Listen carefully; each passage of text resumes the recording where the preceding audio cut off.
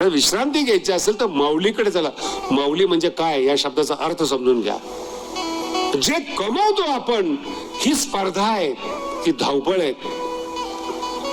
इतका पैसा आला, इतका पैसा आला, इतका ठीक, वापरच नाही.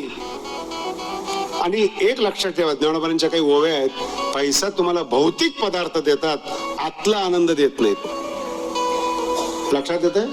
भौतिक पदार्थ देतात, मोठा बंगला असेल, मोठी गाडी असेल, सुविधा असतील, सुविधा आहेत, सोय आहे, सुख नाही. जर सुख असतं, संतांनी वेगळा अध्यात्माचा विचार केला नसता, याच्यावर विश्वास ठेवा. वेगळा अध्यात्म आहे, रोज प्रवाहामध्ये सुख नाही म्हणून वेगळा विचार करणारे संत आहेत. हा ज्ञानोबांचा महत्वाचा भाग आहे. म्हणून रिद्धी सिद्धी निधी अवघीच. मग आता ज्ञानोबाला विचारलं, महाराज पैसा नसावा का?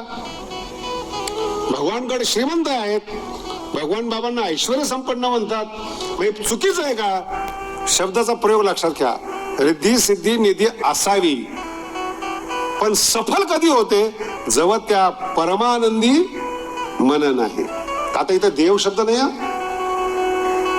रिद्धी सिद्धी निधी तोपर्यंत उपाधी आहे जोपर्यंत परमानंदामध्ये मन लागत. एकदा परमानंदामध्ये मन लागलं, मग त्या जवळ आल्या तरी चालतात, वाटायला सोप्या पडतात.